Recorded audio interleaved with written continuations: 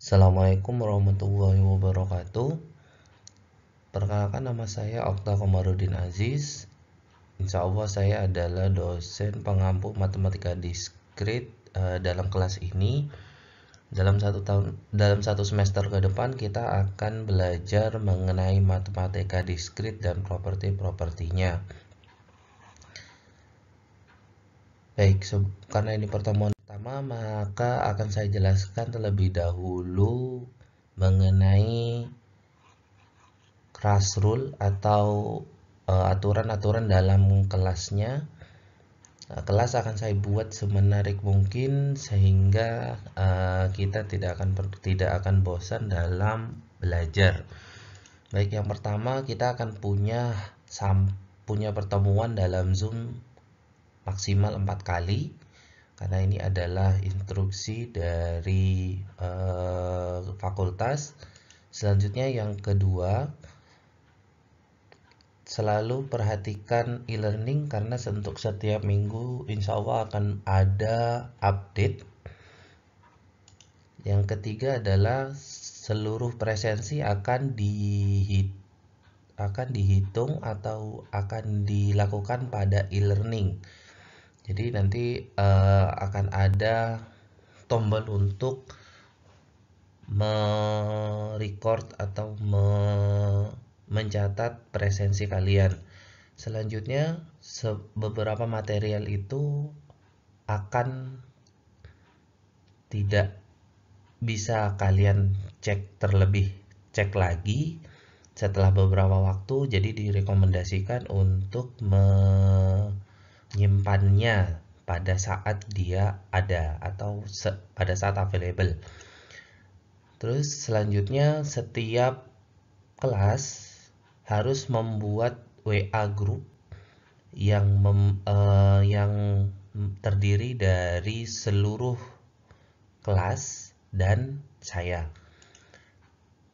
Nah, dalam WA group tersebut boleh berdiskusi mengenai materi-materi dan pertanyaan-pertanyaan yang dapat diajukan pada saya.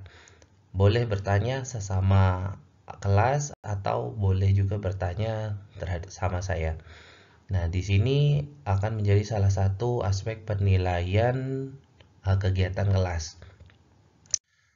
Selanjutnya tentang nilai. Di sini nilai akan saya buat pembagiannya seperti ini. Mulai dari tugas, midterm, final term, UAS, other, discussion, activity, dan etc. Ini semuanya memiliki persentase yang sama. Kenapa sama? Karena saya rasa dalam kebutuhannya dia sama dalam bobotnya. Jadi persentasenya akan sama, terutama pada online kelas ini. Nah, selanjutnya ini adalah untuk tugas, bagaimana properti-propertinya tugas. Tugasnya akan saya buat seperti kita akan mulai membuat seperti game. Yang pertama adalah tugas akan diberikan setelah beberapa waktu, jadi nggak akan setiap minggu. Dan yang kedua, dia hanya bisa di-complete atau diselesaikan dalam periode tertentu. Yang ketiga, ini yang paling penting adalah jika tugas ini komplit, maka baru akan ada tugas lain. Kalau tidak komplit, maka ya pasti ada penaltinya. Nah, sebenarnya tugas ini juga bisa ditanyakan pada grup minta tugas, tapi tapi tidak selalu gampang ya kalau minta tugas seperti itu. Dan yang terakhir adalah untuk UTS dan UAS juga merupakan dia juga merupakan tugas, bentuknya dalam bentuk tugas. Nah, tapi yang akan menentukan kalian butuh itu atau tidak adalah accomplishment-nya atau banyaknya tugas yang telah diselesaikan. Jika saya rasa sudah cukup, maka tidak perlu lagi mengadakan UTS atau UAS. Nah, sebelum karena ini baru yang pertama, maka kita akan mengenali bagaimana properti-properti dari discrete. Yang pertama, apa sih itu discrete? Discrete dalam kata dari kata discrete tersebut itu berarti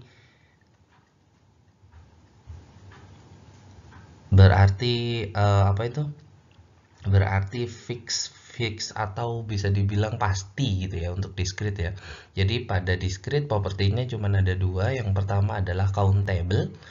Dalam bahasa Indonesia bisa disebut dengan terhitung. Jadi apa yang bisa kita hitung itu masuk ke discrete. Contoh 1, 2, 3, 4, 5 dan seterusnya itu masuk ke dalam discrete. Dan juga misalkan yang tidak terhitung, contohnya adalah pecahan-pecahan yang memiliki nilai desimal, contoh 2,5, 1,3 itu tidak terhitung dalam sifatnya. Yang kedua adalah finite atau terbatas. Jadi ada beberapa bilangan yang tidak terbatas. Contohnya ya bilangan tidak terbatas tersebut, atau bilangan 4 dibagi 0, 3 dibagi 0 itu juga tidak terbatas. Nah, di sini propertinya jadi hanya ada dua, yaitu adalah terhitung dan terbatas. Jadi apapun yang terhitung dan terbatas akan menjadi properti dari discrete. Selanjutnya, kenapa sih harus discrete? Yang pertama tentunya karena ini discrete dengan nilai yang pasti, maka dia akan akan berpengaruh pada logical expression.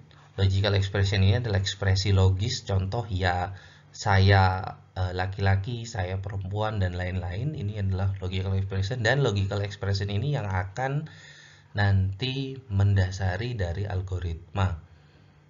Ya, algoritma sudah pada kenal ya. Algoritma itu adalah sebuah set instruksi di mana jika inputnya sama, outputnya juga akan sama, meskipun diulang berkali-kali. Nah, selanjutnya kalau udah masuk ke algoritma ini, jadi discrete itu sangat dibutuhkan, merupakan fundamental atau dasar dari penyusunan algoritma. Maka tentu saja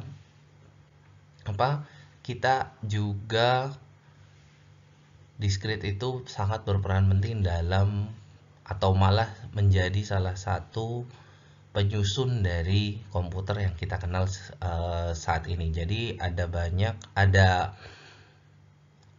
banyak kebutuhan kita akan discrete, terutama kalau dalam computer science adalah program komputer tersebut sendiri, mulai dari binary dan lain-lain, mulai dari elektroniknya dan lain-lain, itu juga membutuhkan properti discrete.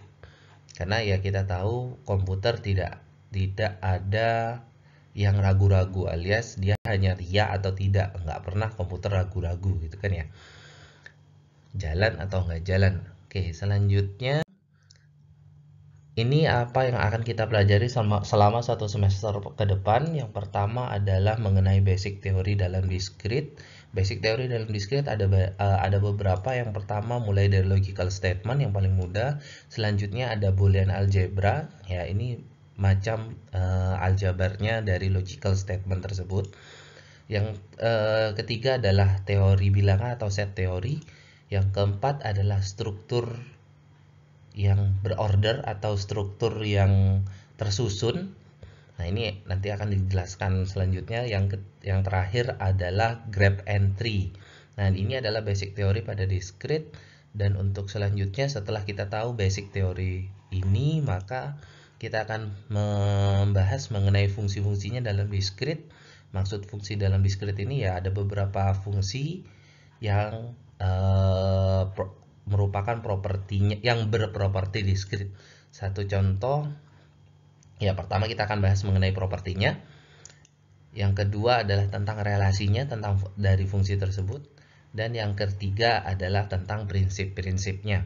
Jadi dalam fungsi ini kita akan bahas mengenai properti, relasi, dan prinsipnya. Dan yang terakhir adalah analisis Nah, di sini analisis tentang bagaimana kita menganalisis sebuah diskrit, sebuah masalah yang diskrit atau sebuah penyelesaian yang diskrit. Untuk analisis kita akan mulai dari teknik analisisnya apa aja, bisa pakai bisa pakai growth rate dan lain-lain. Ini untuk tekniknya. Selanjutnya adalah probabilitas diskrit. Ini adalah salah satu tool dari analisis. Jadi probabilitas diskrit, atau bisa kalau kalian pernah mendengarnya, itu adalah teori kemungkinan, dan teori kemungkinannya tapi dalam bentuk diskrit karena ada yang tidak diskrit. Dan yang ketiga adalah satu tool analisisnya adalah untuk menemukan bentuk closed form atau bentuk tertutupnya. Dan terakhir adalah untuk menentukan kompleksitinya, atau dalam bahasa kalau dalam bahasa komputer science kita tahunya adalah rate of growth, atau tingkat ketumbuhan ya, tapi dari sebuah fungsi. Nah, ini yang akan kita bahas selama satu semester ini mengenai diskrit, mulai dari basic teori, fungsi, dan terakhir adalah analisis. Nah, dalam waktu-waktu saya akan membuat video-video seperti ini. Silahkan dilihat.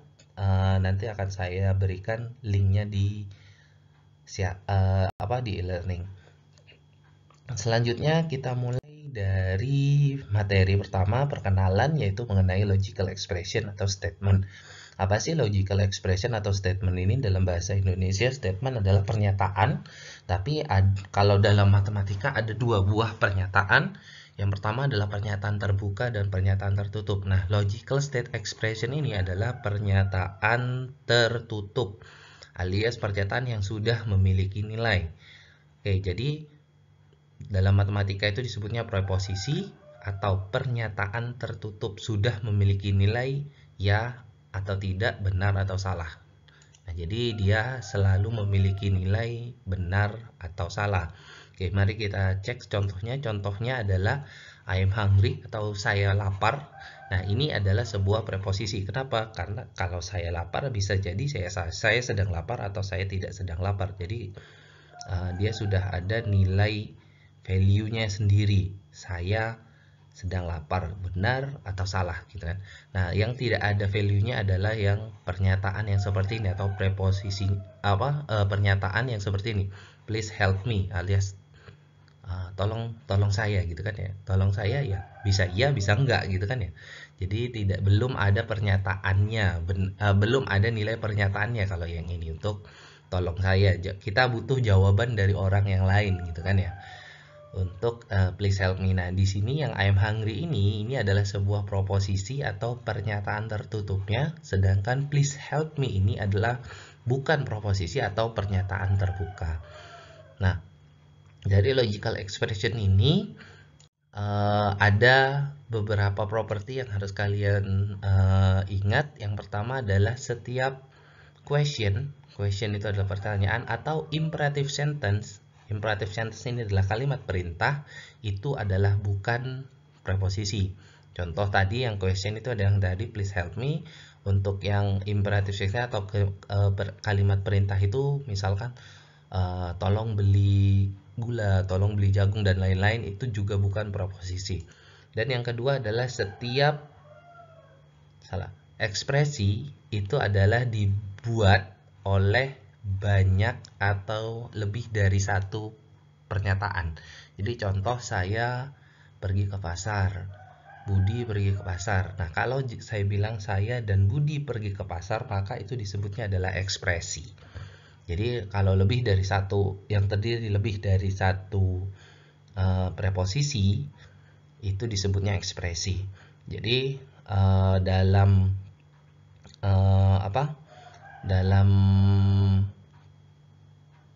kehidupan dalam bahasa Indonesia disebutnya itu, kalimat lainnya adalah kalimat majemuk.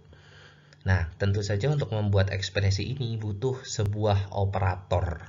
Nah, ini operatornya sudah saya list. Contohnya kita sudah tahu dari SMA mungkin.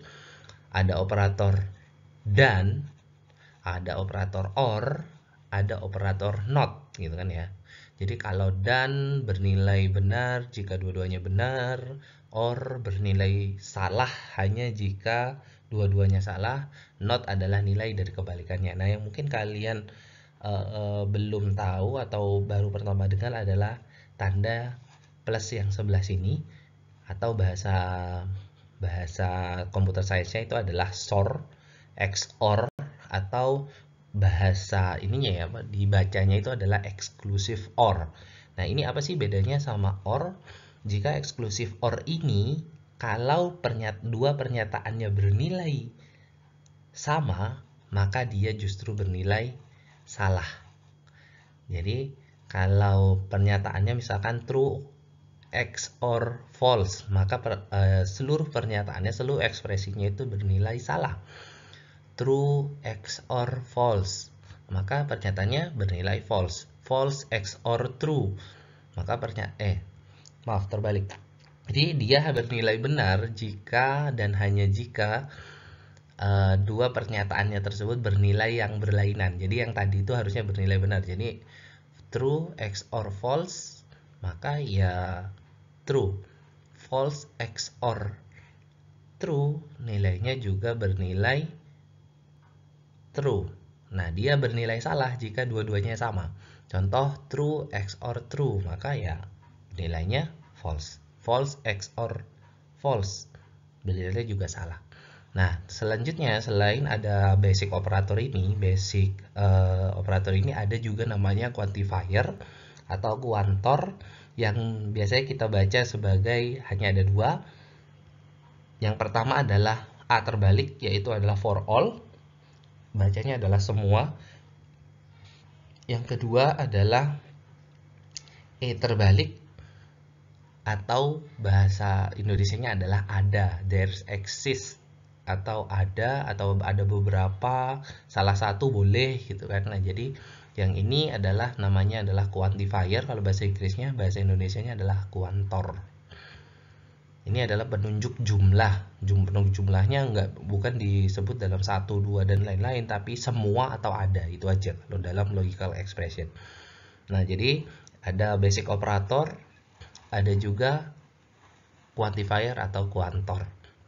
Nah, kalian bisa belajar ini, silahkan dibaca buku-bukunya lagi. Untuk buku SMA materinya insya Allah sama. Oke, selanjutnya adalah salah satu braintease dari pertemuan kita kali ini. Braintease itu ya ini kita bisa nyampe nggak sih gitu loh untuk braintease ini. Maksud saya ini adalah pernyataan-pernyataan yang di luar mungkin ada di kehidupan kita sehari-hari, tapi mungkin beberapa nggak banyak kita pikirkan. Yang pertama, perhatikan sign ini.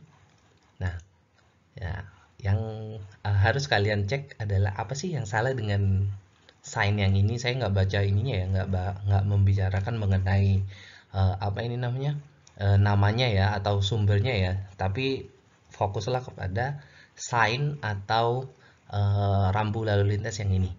Nah, di sini jika kalian berhasil menjawab, akan saya berikan satu tambahan nilai dari nilai terakhir. Jadi kalau misalkan nilai terakhir kalian setelah tadi ada presentasinya, setelah setelah dihitung adalah 78 misalkan, jika kalian menjawab yang ini dengan benar, maka akan saya naikkan plus 1 jadi 79. Oke, nah nanti akan ada recordnya siapa saja sih yang sudah mendapatkan nilai plus 1 ini. Ini plus 1 nilai untuk final, atau setelah dihitung-hitung baru ditambah 1. Jadi ini akan insya Allah sangat membantu. Dan untuk submitnya untuk braintease kali ini adalah ada pada e-learning di bonus mark section. Akan saya buat insya Allah kalau jika ada setiap pertemuan ada braintease, maka ya setiap pertemuan akan saya buat kolom untuk mensubmit jawabannya. Silahkan kalian jawab seperti kalian menjawab pada kelas, yaitu dengan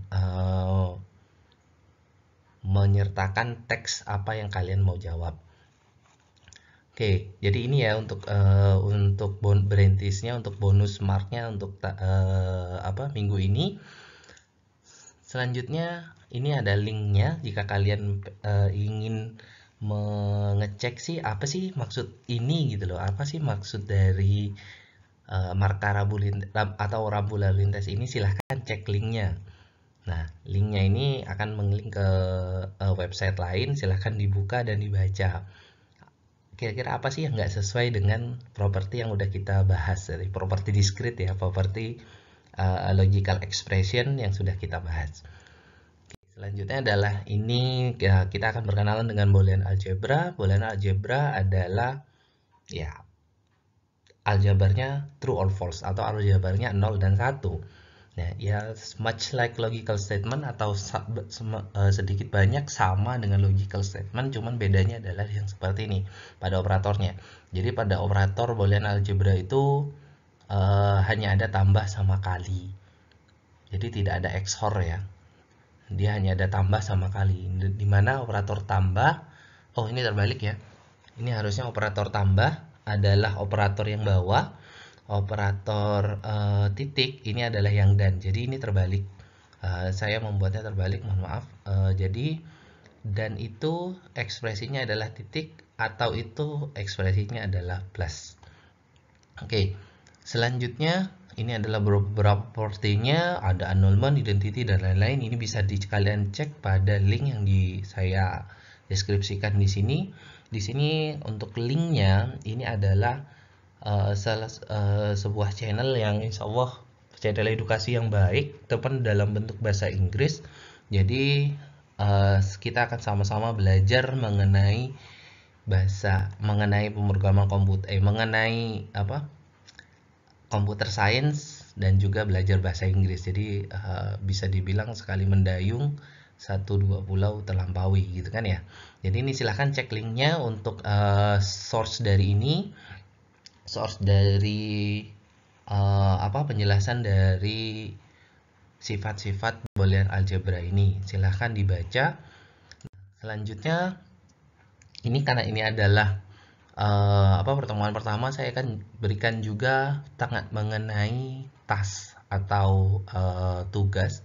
Jadi akan saya buat seperti ini, jadi akan ada di slide. Silahkan perhatikan instruksinya dan kapan sih harus diselesaikan. Ya, untuk pertama saya akan buat dia seperti ini, tasking 1, atau saya akan sebut dia adalah quest 1. Jadi nanti akan diberikan ranknya. Ranknya ini banyak C-nya, ini akan menunjukkan susah atau enggaknya. Nah, jadi kalau rank 1 ini berarti ya sangat mudah gitu kan ya, super easy. Nah, yang ini available-nya kepada siapa? Jadi karena kita sistemnya harus selesai dulu baru ada tugas yang lain, maka ya available to-nya itu hanya pada orang-orang tertentu. Untuk pertama, maka tentu saja quest pertama ini akan available untuk seluruh kelas. Dan ini adalah tipenya. Tipe ini adalah kriteria cara pengumpulannya. Jadi kalau one per kelas, jadi satu kelas hanya ngumpulin satu. Kalau one per individual, maka satu individu mengumpulkan satu. Nanti silahkan dibuat sebuah Google Drive untuk untuk menampung mengenai tugas-tugas kalian ini. Silahkan saya diberikan linknya untuk Google Drive-nya atau diberikan akses untuk mengambil data di Google Drive tersebut. Nanti silahkan buat grup WA terlebih dahulu, saya akan dan masukkan saya di sana.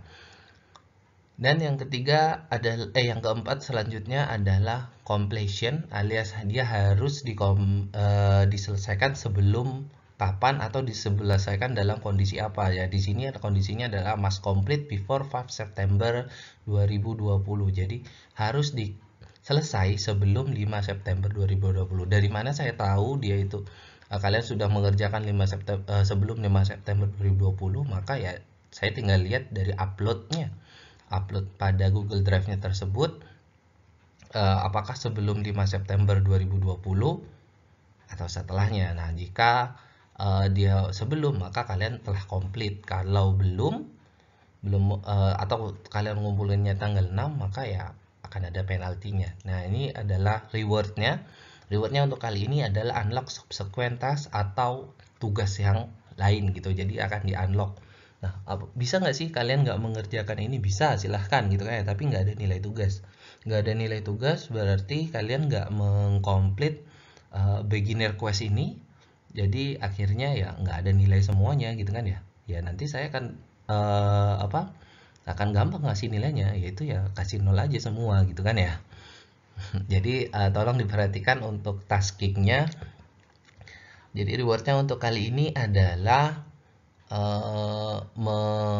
unlock gitu kan ya, unlock subsequent task atau mengunlock tugas-tugas yang lain yang akan nanti saya berikan. Dan ingat, tugasnya nggak akan saya berikan setiap minggu, insya Allah. Oke, selanjutnya adalah penalti. Penaltinya kalau kalian fail menyelesaikan task 1 ini sebelum 5 September 2020, maka ada penaltinya, yaitu semakin susah di tugas-tugas yang akan datang. Jadi tugasnya karena masih saya pikirkan, jadi kalau misalkan kalian tugas pertama ini dikumpulinnya udah telat, maka ya tugas yang lain akan semakin susah gitu kan ya untuk deskripsi tugasnya. Jadi ranknya bisa aja tiba-tiba 5 gitu kan ya, tiba-tiba 4 dan 3 kayak gitu. Jadi nggak 1, 2 dan seterusnya. Nah, selanjutnya ini adalah deskripsi tugasnya. Untuk deskripsi tugasnya adalah hanya ini instruksinya. Di sini instruksinya adalah make a list in Notepad that contain material for Boolean algebra in the channel computer science and its description. Jadi kalian hanya butuh untuk mengelis gitu kan ya. Jadi list itu loh, list video-video yang materinya itu adalah Boolean algebra pada channel computer science ini. Yang computer science-nya silahkan kalian klik, dia akan langsung meredirect ke websitenya. Jadi silahkan kalian cek aja di sana Boolean algebra itu ada berapa aja sih, ada apa aja sih, dan deskripsinya. Jadi kalian tinggal tulis link dan deskripsi, link, deskripsi, link, deskripsi. Silahkan dibuat itu di Notepad dalam bentuk TXT boleh, dalam bentuk Word juga boleh, dan upload di Google Drive kelas masing-masing. Jadi ini deskripsi tugas pertama. Nah, di sini ada ininya ya, karena kita bahas bicara mata kuliah ini, kita akan buat kayak game gitu kan. Jadi di sini saya tulis I'm just an NPC, you are the protagonist. Jadi tergantung kalian mau mengerjakan tugas ini bagaimana, saya hanya memberikan arahan. Oke, jadi itu untuk pertemuan pertama. Jadi terima kasih. Silahkan jika ada yang tidak jelas, silahkan tanyakan pada grup WA. Ini adalah quote yang sering saya buat ya, yang sering saya pikir, yang sering ada di pikiran saya ya. Silahkan ya, kita belajar bahasa Inggris bareng-bareng gitu kan dalam kelas ini. Dan insya Allah slide-nya juga akan tetap dalam bentuk bahasa Inggris, biar agar lebih memacu otak kita. Oke, terima kasih. Saya akhiri. Assalamualaikum warahmatullahi wabarakatuh.